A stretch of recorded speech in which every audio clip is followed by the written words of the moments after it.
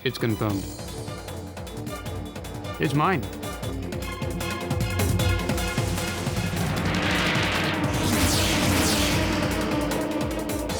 नहीं, मुझे कैसे भी करके धनराज सर को बताना होगा कि मिस्टर अधिराज अच्छे आदमी नहीं है। इस हॉस्पिटल को उनके हवाले नहीं कर सकते। वो इस लायक नहीं है कि इस पूरी हॉस्पिटल को, यहाँ के स्टाफ को संभाल पाए। और वो ही है जो हमारी चौल को भी धोखे से खरीदना चाहते हैं। नहीं, मैं ऐसा नहीं होने दूंगी। मैं ये डील साइन नहीं होने दूंगी। मिस्टर धनराज से मिलना था, थोड़ा अर्जेंट है, कुछ बात करनी है। पर सर तो मिस्टर अधिराज जी के साथ बाहर निकल गए हैं।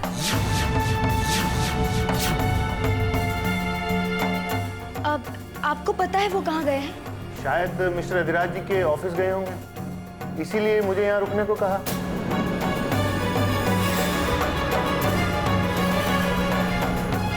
हे भगवान, सर किस मकसद से गए होंगे? आपको ये केस बहुत समझदारी से लड़ना होगा।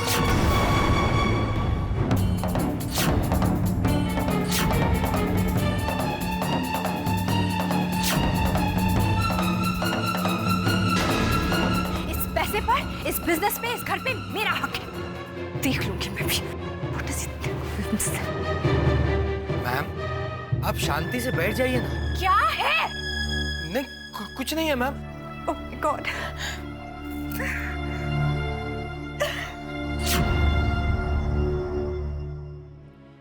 मैम,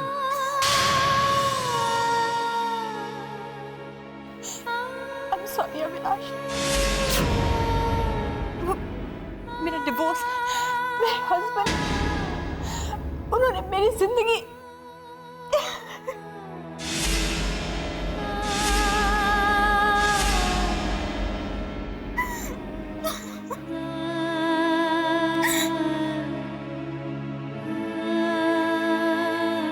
प्लीज पानी पीजिए प्लीज। इससे आपका गुस्सा शांत हो जाएगा।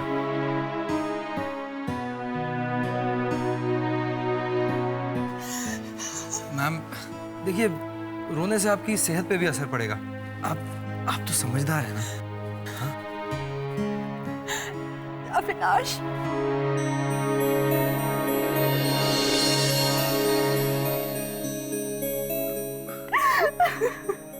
देखिए, अब रोने से क्या फायदा मैम?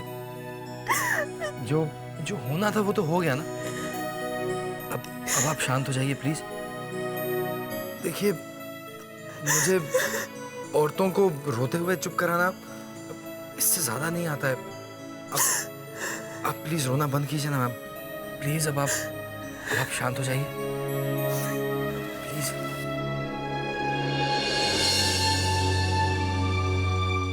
I'm sorry। अरे इसमें सॉरी बोलने की क्या बात है मैम? नहीं, आपकी शर्ट। वो ये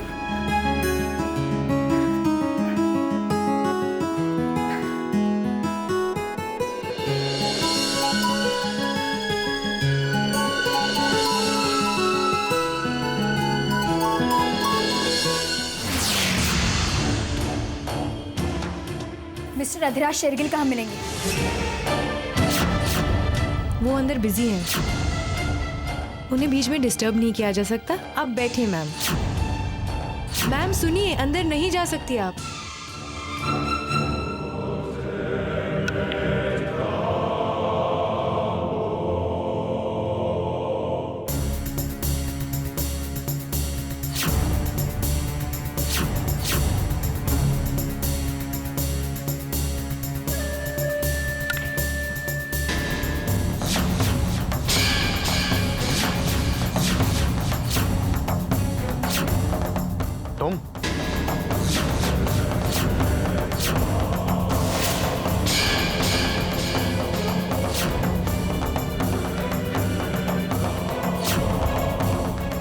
तुम यहाँ क्या कर रही हो?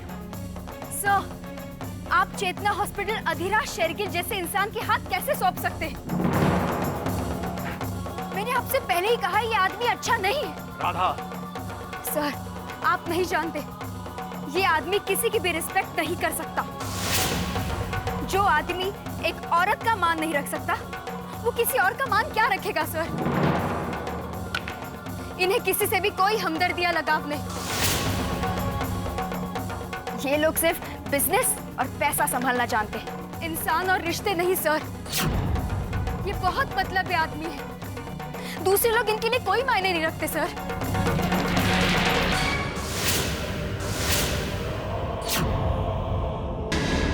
जो आदमी दूसरों की भावनाओं को, उनकी फीलिंग्स को नहीं समझ सकता, वो आदमी एक हॉस्पिटल की जरूरतों को क्या समझ पाएगा? इन्हें क्या पता एक पेशेंट की तकलीफ क्या होती है, स्टाफ की जरूरत क्या है? सर, आप इस हॉस्पिटल का भविष्य ऐसे आदमी के हाथों कैसे सौंप सकते हैं सर? कैसे? Stop it Radha. तुम अपने होने वाले बॉस के सामने ऐसी बात कैसे कर सकती हो? ऐसी बात तुमने की कैसे? जो इंसान तुम्हें नौकरी दे रहा है, तुम उसी की इंसल्ट कर रही हो। हाँ राधा, मिस्टर अधिराज तुम्हारे नए बॉस और चेतना हॉस्पिटल के मालिक हैं। मिस्टर अधिराज तुम्हारे नए बॉस और चेतना हॉस्पिटल के मालिक हैं।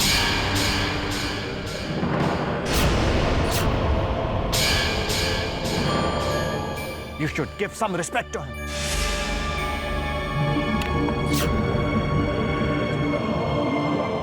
ए लड़की, सुन लिया? यहाँ कुछ और भी सुनना बाकी है। अब यहाँ से खुद जाओगी या उस दिन की तरह धक्के मारकर तुम्हें निकलवाऊंगा?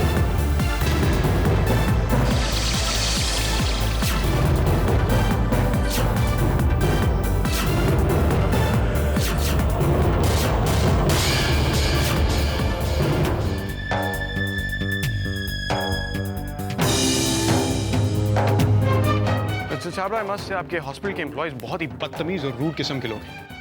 उन्हें कम से कम बड़ों की इज्जत और सीनियर्स की रिस्पेक्ट तो समझा ही सकते थे आप। इतनी छोटी सी बात तो एक मामूली पियून को भी मालूम होती है।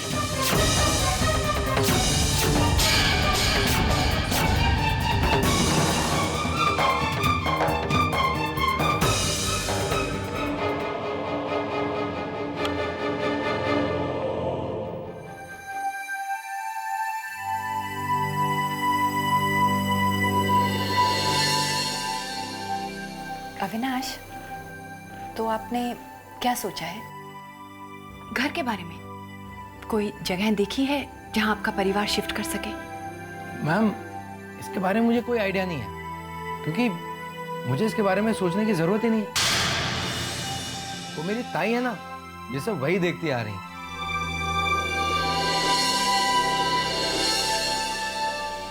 अपने परिवार के प्रॉब्लम को आपको सॉल्व करना चाहिए। अविनाश, एक बात हो सकती है, क्यों ना आप और आपका परिवार मेरे आउट हाउस में शिफ्ट हो जाए। जब आपके घर का इंतजाम हो जाएगा तो वहां शिफ्ट हो जाइएगा। इससे कुछ देर के लिए तो प्रॉब्लम सॉल्व हो जाएगी। अरे नहीं नहीं मैम, ऐसे कैसे हम लोग आपके आउट हाउस में रह सकते हैं? नहीं। क्यों नहीं? वैसे भी इतने बड़े घर में मैं अकेली रहती हूँ। आप चले जाते हैं उसके बाद तो बोर हो जाती हूँ। अविनाश, इससे आपके परिवार की प्रॉब्लम सॉल्व हो जाएगी और मेरा अकेलापन भी दूर हो जाएगा।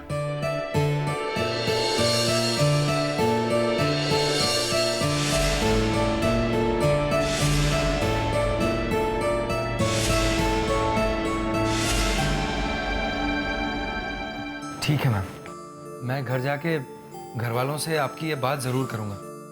उन्हें बताता हूँ कि आपने ये प्रपोजल दिया है, तो मैं बात करता हूँ। Thank you so much ma'am.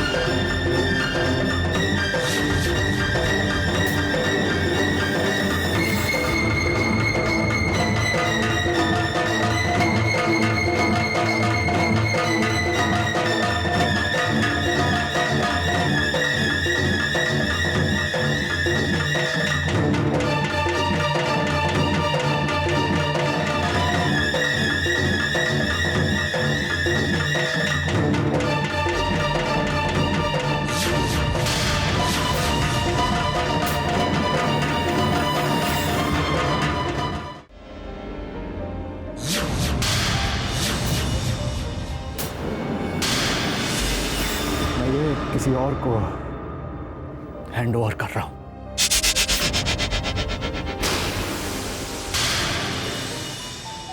मेरी बेटी इशिता,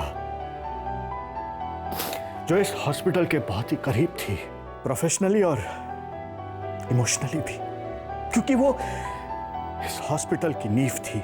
इस हॉस्पिटल को बनाने का आइडिया और सपना उसी का था। और जब तक वो जिंदा थी, तब तक वो दिलो जान से इस हॉस्पिटल में इन्वॉल्व थी। लेकिन उस एक्सीडेंट ने पूरा जीवन बदल दिया, और शायद मेरा भी। उस एक्सीडेंट के बाद मैं इतना कैपेबल नहीं हूं कि इस हॉस्पिटल को पहले की तरह हैंडल कर पाऊं। इसलिए मजबूरन मुझे इसे बेचने का और ये शहर छोड़ने का फैसला लेना पड़ा।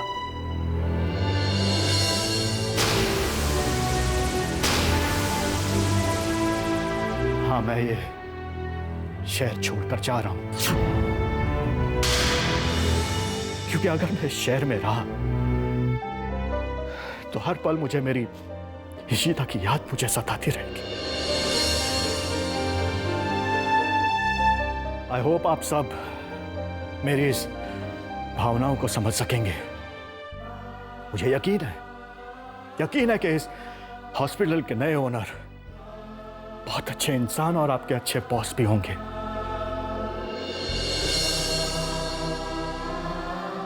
Mister Adhiraj Shergill,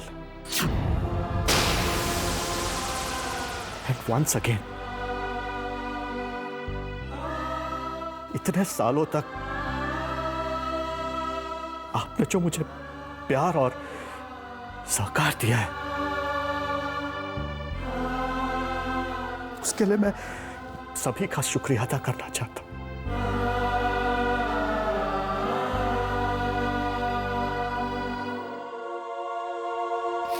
I'll miss you all.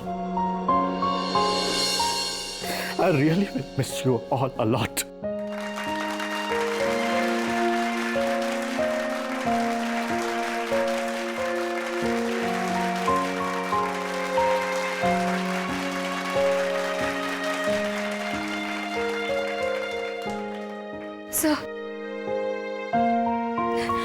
Sir, I am sorry.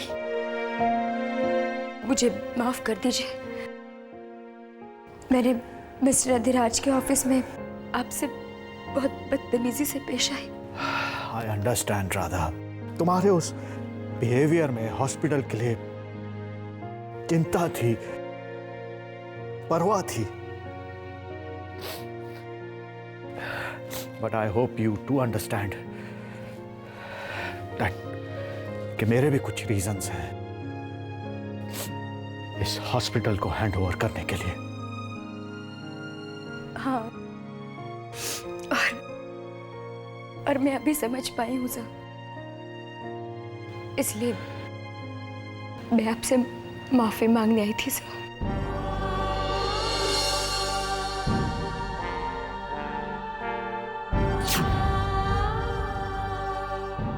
It's okay.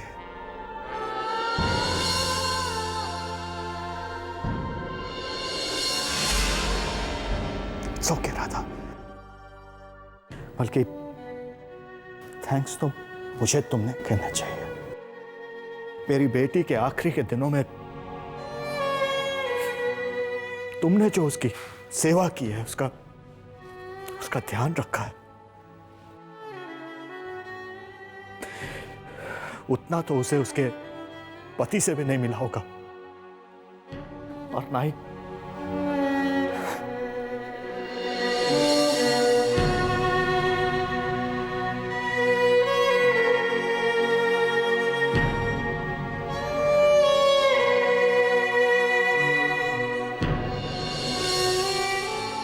Sir तो अपनी जगह ठीक है, उन्होंने तो फैसला भी कर लिया था, पर अब क्या होगा?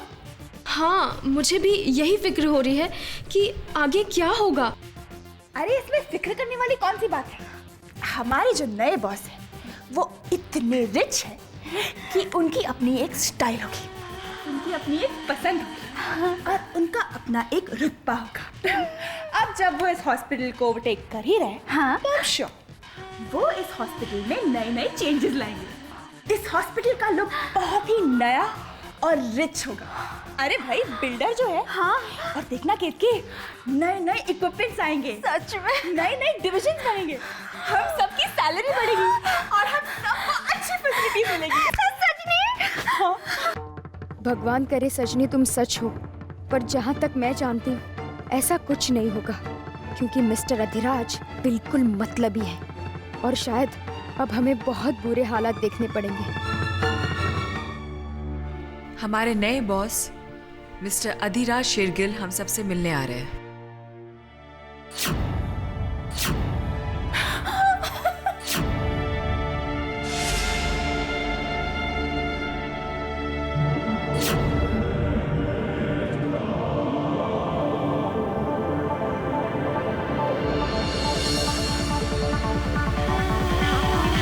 सजनी,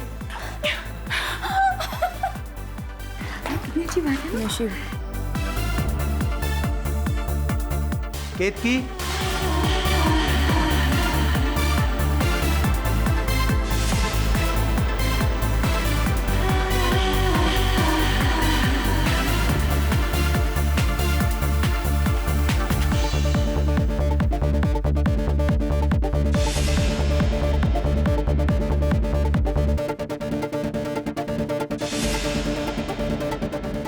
आधा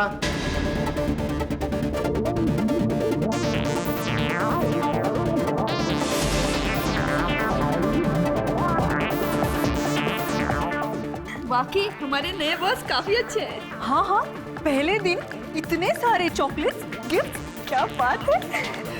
यकीन नहीं होता कि ये मिस्टर अधिराज इतने अच्छे कैसे हो सकते हैं। अरे मेरे बास्केट में तो एक एनवेलप भी है। हाँ, एनवेलप तो मेरे पास भी है और मेरे पास एक पिंक स्लिप भी है। इसमें लिखा है कि बॉस ने वॉलंटरी रिटायरमेंट स्कीम यानी कि VRS लेने को कहा है।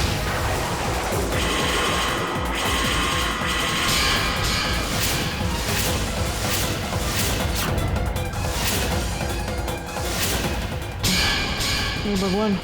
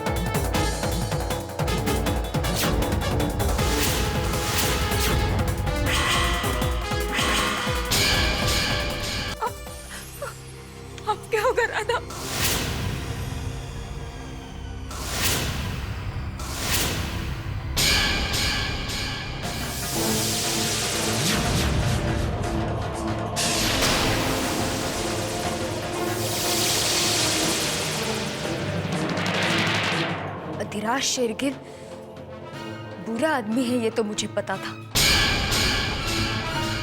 लेकिन ये इतना बुरा होगा ये मुझे नहीं मालूम था।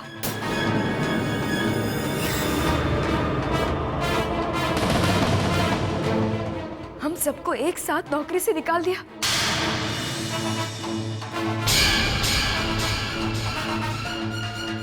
ये अब क्या होगा?